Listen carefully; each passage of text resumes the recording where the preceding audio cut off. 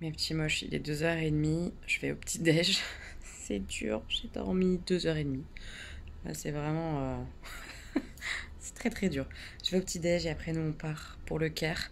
Je pense que je ferai des rajouts quand moi je serai en France. Et je mettrai des petits rajouts comme ça de mes avis, de mes émotions, de mes ressentis. Parce que j'ai pas toujours le temps de prendre la caméra, de vous parler, etc. C'est des journées qui vont très très très vite. Même si j'essaie de prendre le temps, parfois même 10 minutes, je les prends pas pour essayer de dormir 10 minutes. Et voilà, donc si jamais vous me voyez dans les vlogs avec ma tête de France, c'est normal. C'est parce que je voudrais compléter. Par exemple, je trouve que j'ai pas parlé de la montgolfière. Voilà, des choses comme ça. Je prendrai le temps en France de me poser et de rajouter des petits éléments de moi pour expliquer comment j'ai ressenti, si j'ai aimé, etc., etc., etc. Voilà, allez. Trop dur. Je vais aller manger un petit truc.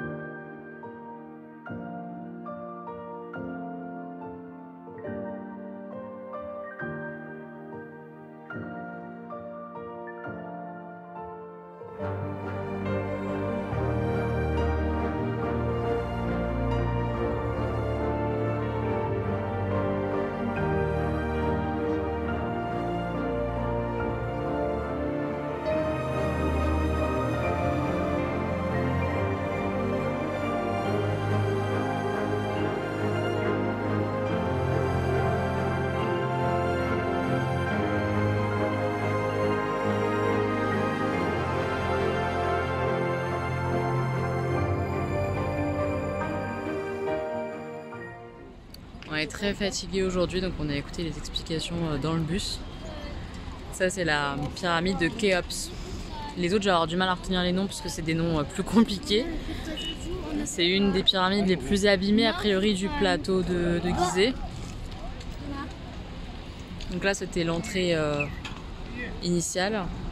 Et là, c'est par là que les gens rentrent pour faire les visites, qui sont en supplément du ticket et où il n'y a pas grand chose à voir a priori, donc nous, on va pas le faire. C'est impressionnant quand même. C'est très très beau. C'est incroyable. Il y a deux possibilités pour les échafaudages. Un qui faisait tout le tour, un peu en mode escargot autour de la pyramide. Et sinon, 4 échafaudages différents. Mais dans tous les cas, c'était grandiose quoi. C'est incroyable. Elle est toute petite à côté. Très très grand, très très beau. Donc ça, c'est ce qui reste des pyramides des reines. Là, c'est pas grand chose, ça a été bien abîmé. Pyramide des reines. Et là, la pyramide du pharaon. Oh la vache. Et là, notre petite Mégane qui va faire une première photo. Donc là, tous les blocs comme ça noirs, en fait, c'est le seul reste du temple funéraire qui était collé à la pyramide. C'est le sol. Il reste que ça. Avec toujours les pyramides des reines derrière. Des préférés des pharaons. Et là, on a vu...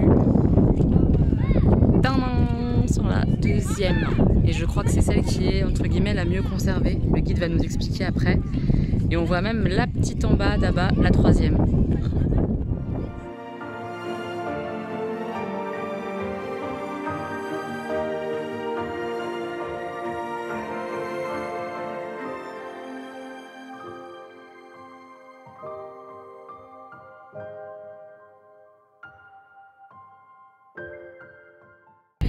avant même que je vous montre que je suis en train de faire le tour de la grande pyramide de Khéops, avec cette beauté derrière moi. Je regarde en même temps au sol pour pas me casser la gueule, hein, parce que le sol il est irrégulier. C'est magnifique. Ce sont des lieux grandioses. Grandioses. J'ai jamais vu ça de ma vie et je reverrai jamais ça de toute ma vie. Je peux même pas atteindre le sommet. Trop beau. Trop beau. Et là on a la ville du Caire avec juste là le nouveau musée du Caire qui est en train de se construire. C'est incroyable comme les bâtiments sont hyper proches des monuments, mais vraiment hyper proches. On a une vue panoramique des pyramides. Je meurs. Regardez-moi ça. C'est complètement dingue. C'est superbe. Là, on est devant du coup la plus petite des 3 pyramides de Gizeh. Alors, c'est pas Képhren, je me rappelle plus du nom. Je vous le mettrai à l'écran. J'aurais cherché, je vous le mettrai à l'écran. C'est la plus petite pyramide. On voit sur le bas, il y a encore un bout de revêtement. On a découvert ça de granit. Et le trou, là, il y a plusieurs hypothèses. Soit c'est une cheminée qui existait déjà à la création de la pyramide pour créer le tombeau à l'intérieur, soit un tremblement de terre. C'est 2 hypothèses. Je sais pas. J'arrive à croire à aucune des 2 perso. Je sais pas trop. Je sais pas trop ce que ça pourrait être. Et juste de l'autre côté, évidemment, il y a beaucoup de marchands et de touristes. Et de l'autre côté, on a la fameuse pyramide de Képhren. Si je ne fais pas d'erreur, c'est ça. C'est la pyramide de Képhren, fils de Khéops. Et celle-ci, c'est celle qui est en meilleur état, comme je vous ai dit, parce qu'on voit une grosse partie du revêtement sur le haut de la pyramide, et qu'on a aussi encore une partie du temple funéraire. Enfin, il y a beaucoup de morceaux de l'ensemble pyramidal. Pas juste la pyramide, mais l'entièreté du cycle, on va dire, mais c'est pas le bon mot. J'espère que vous m'aurez compris.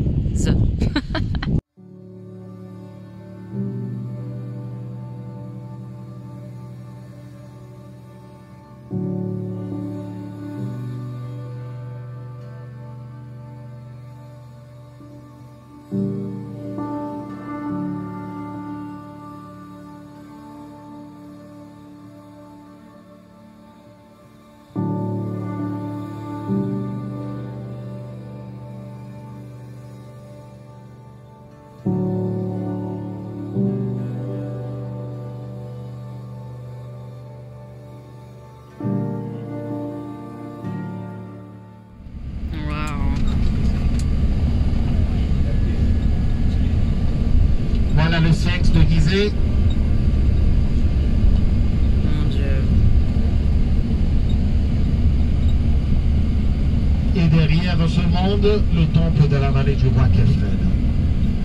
Et juste à côté de nous, il y a une deuxième construction au pied du sphinx. C'est quoi cette construction? Alors cette construction, mesdames et messieurs, ça c'est un temple qui remonte à l'époque romaine tardive. Et à l'époque des Romains, les Romains, ils ont divinisé le sphinx. Et ils l'ont assimilé avec une des divinités parmi les divinités du soleil. Et ils l'ont appelé le dieu Harmakis. Et ce temple qu'ils ont rajouté les Romains, c'était pour venir vénérer Harmakis, pour venir adorer à Harmakis. Là, juste devant le temple et pas loin du sphinx, on a 2 pontons et de l'herbe qui montre qu'il y avait le Nil qui venait jusque là.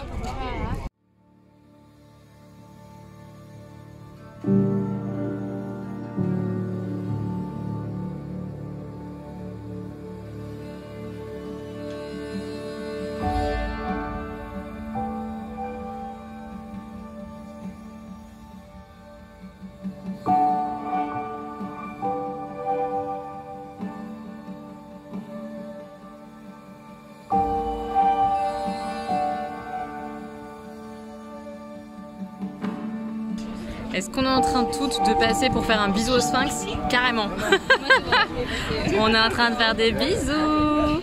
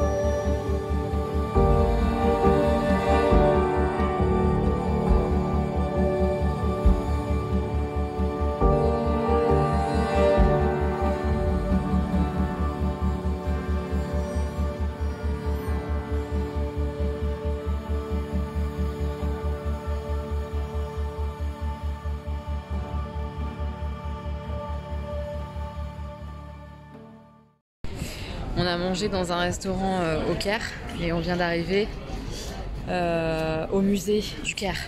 On va faire ça cet après-midi en essayant de ne pas nous endormir. On n'en peut plus. Voilà, le musée du Caire. Et devant, c'est la place de la Libération. Je crois que ça s'appelle comme ça. Avec des sphinx qui viennent de Luxor. Voilà. En fait, la place de Libération, c'est derrière, là. C'est juste derrière le musée. Et on a des écouteurs en réseau avec notre guide. C'est rigolo, mais ça parle fort.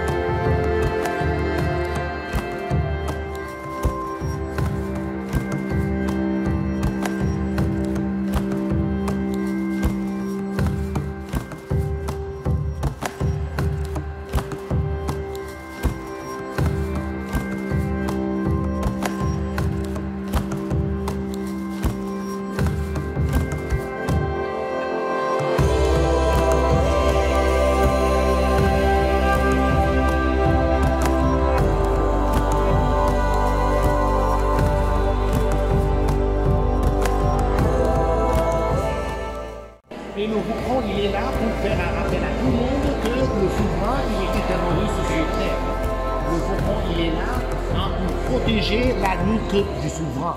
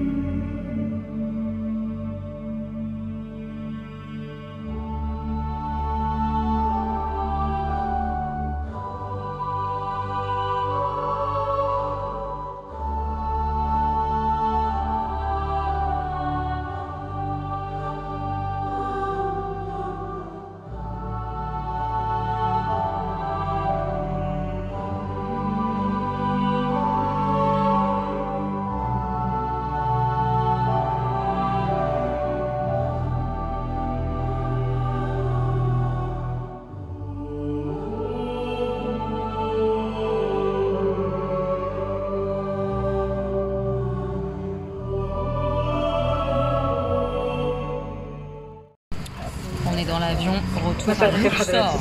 Et demain, on rentre à Paris.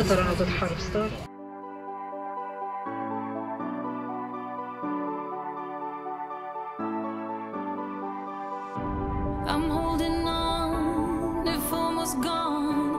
Someday I know I'll finally make it through the gates. Just have to wait. You whisper to me, there's no maybe. There's only time for dreams even greater. I hear the call, and I close my eyes to see even clearer. I see it all. I know that we can go higher if we keep our faith, if we keep our faith. Sometimes I'm like a whisper in a riot, but I grow stronger, keep believing in. Et voilà, le dernier, le bonhomme. C'est trop beau ce qu'ils ont fait chaque jour, c'est génial. Ça y est, c'est le jour du départ. Nos valises s'en vont, on va au petit-déj et on rentre à Paris. Ça fait bizarre. Ça fait très bizarre parce que ça fait une semaine que je suis avec les filles quand même. Je vous expliquerai tous mes ressentis, tous mes avis et tout évidemment quand je serai rentrée sur Paris. Juste c'était très très bien, c'était incroyable, c'était génial, c'était magique. Bien sûr qu'il y a eu des aspects plus difficiles que d'autres, etc. Mais globalement c'était absolument magnifique. Et ça fait très bizarre de les quitter et de rentrer, clairement. Bon allez, petit déj. Bon, bah on part pas tout de suite finalement. On a 3 heures de retard annoncé sur l'avion. Heureusement on est encore sur le bateau, on a eu un peu de chance. Donc on a été prévenus avant de partir de prendre les bus, tout ça, donc on n'attend pas à l'aéroport. Donc voilà, on est entre nous pendant encore un petit peu de temps. Parce qu'elles me supportent un petit peu plus, les pauvres. Et puis après on va aller reprendre l'avion. Au revoir Luxor. On rentre. C'est les derniers instants avec les filles. On va se dire au revoir bientôt. Ça me fait bizarre. Ça fait très bizarre de dire au revoir à toutes ces jeunes filles trop cool. Mes petits moches, moi je viens de terminer à l'instant le montage de la vidéo là que vous avez vu juste avant. Dernière journée en Égypte. Je vais refaire un peu le point sur cette dernière journée parce que je ne l'ai pas du tout fait en arrivant. J'étais complètement épuisée. C'était la journée la plus fatigante et elle arrive en toute fin de séjour, là où on est le plus fatigué de cette levée hyper tôt. C'était très dur. Mais c'est la journée qui m'a aussi fait clairement pleurer dans le car quand on est arrivé en fait au Caire. On était toutes mortes, enfin moi surtout j'étais épuisée, je sais pas, je veux pas parler non plus pour les autres, mais globalement on se l'est toutes dit, on était vraiment très fatigués.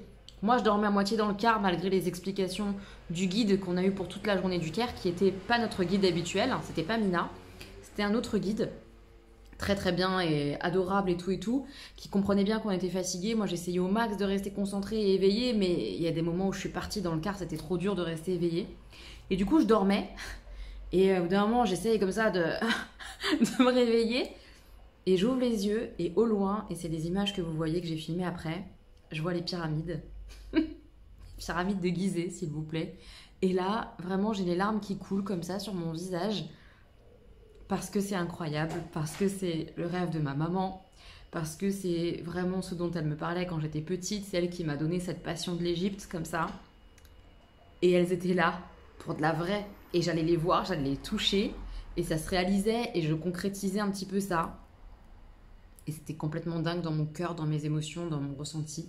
Et je pleurais, voilà, en silence, hein, mais mes larmes elles coulaient comme ça sur le... Et plus on approchait et plus j'étais waouh, comme ça. C'était vraiment un instant un peu magique. J'ai retenu quelques explications, etc. données par le guide, mais vraiment c'est la journée où j'ai moins retenu de choses parce que j'étais épuisée, tout simplement. J'étais trop épuisée. Mais c'était très intense émotionnellement parce que enfin je voyais ces pyramides, c'est quelque chose qui se concrétisait, c'était un rêve d'enfant. C'est quand même des 7 merveilles du monde, quoi. Enfin, c'est pas rien, c'est incroyable vraiment de voir ça. C'est gigantesque, c'est une prouesse, c'est complètement dingue. C'est waouh, quoi, c'est grandiose, c'est vraiment le bon mot, c'est grandiose. Alors, ce qu'il faut savoir, c'est que les pyramides ne se visitent pas, sauf une, la grande, celle de Khéops. Elle se visite, mais le guide nous a tout de suite dit, vous pouvez le faire si vous voulez, ça coûte 20 €, vous avez le temps de le faire. mais honnêtement, ça ne vaut pas le coup. Après ce que vous avez vu dans la Vallée des Rois en termes de couleurs, etc., vous allez être déçus. Il n'y a rien à voir à l'intérieur des tombeaux, c'est vide. Il n'y a pas de couleurs, il n'y a pas beaucoup de déco, il n'y a rien quoi. Donc je lui ai complètement fait confiance et je n'ai pas visité la grande pyramide parce que j'avais pas envie d'être déçue, etc. Donc voilà, nous on a fait le tour, on a fait des photos, voilà. C'était vraiment très beau, très très beau. On a fait plusieurs arrêts au niveau des pyramides et tout pour faire différents plans photos, près, lointains, etc. Avec le car, avec le guide en fait, tout simplement. Il nous a guidés justement et c'était vraiment chouette. J'ai pas ressenti, parce que je sais qu'on m'a parlé de ça, d'être déçu de voir les pyramides parce que les photos qu'on peut en faire sont pourries. Je pense que vous l'avez vu, mes photos devant les pyramides sont canon, je les adore. Et c'est vraiment ça que j'ai vu. C'est pas du trafiqué ou je sais pas quoi, j'ai enlevé personne. La photo où je suis de dos comme ça, et qu'il y a la pyramide devant moi, et j'ai enlevé rien, j'ai rien retouché. C'est la photo telle qu'elle est. Donc vraiment, c'était pas blindé de touristes au niveau des pyramides, etc. Pas du tout, enfin c'était vraiment génial. Par contre, le musée du Caire, il y avait beaucoup de monde. C'est pour ça que les images sont pas ouf et que c'est pas idéal. Le musée du Caire, très intéressant, mais trop peu de temps, parce qu'on a passé que l'après-midi en fait au musée du Caire, 2-3 heures. C'est trop peu, c'est comme le musée du Louvre, vous voyez, c'est gigantesque, donc pas le temps de tout faire. Donc assez frustré, épuisé, donc on avait vraiment du mal à suivre, à écouter, tout était pesant. C'était un petit peu dommage, voilà, c'est dommage que ça soit arrivé sur la dernière journée au niveau du programme, parce que j'étais épuisée et pas forcément en état d'encaisser tout ce que j'avais à recevoir. Ce que je retiendrai quand même du musée du Caire, c'est tout ce qui est Akhenaton. On voyait vraiment Akhenaton déformé, c'est un des seuls pharaons qui s'est peut-être représenté tel qu'il était vraiment, donc avec des hanches un peu bizarres, une taille très fine et des grosses cuisses, très bizarres, un visage un peu très allongé comme ça. Voilà, est-ce qu'il était vraiment déformé dans le réel? On ne sait pas, mais c'est le seul qui est représenté comme ça, un peu imparfait. Donc c'était hyper intéressant de voir les statues, les choses comme ça, très très intéressant. Je retiens aussi Hatshepsut, je crois que c'est comme ça que ça se dit, mais en tout cas je vous l'ai écrit quand on l'a vu. C'est la seule femme pharaon et en fait elle s'est travestie, elle s'est représentée en homme avec la barbe, avec tout le pagne, tout comme un homme. Pour prendre la place d'un pharaon. Et elle a régné, et c'est la seule femme qui a régné en Égypte, comme ça, au temps des pharaons. Trop canon. Quand j'ai appris l'histoire, j'étais comme ça, mais oui, on adore. C'était vraiment chouette.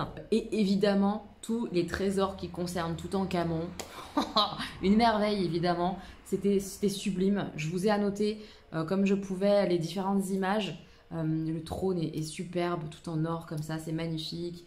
Les canopes, c'est les vases qui renferment les entrailles des pharaons, enfin les entrailles, les viscères, c'est mieux, des pharaons. C'était un travail de fou. Je suis juste un peu peinée et de ne pas avoir de vrais souvenirs de ce que j'ai vu, à savoir les bijoux de Toutankhamon. Je vous mettrai une image de son masque. Je l'ai vu en vrai, le masque comme ça funéraire de Toutankhamon, tout en or.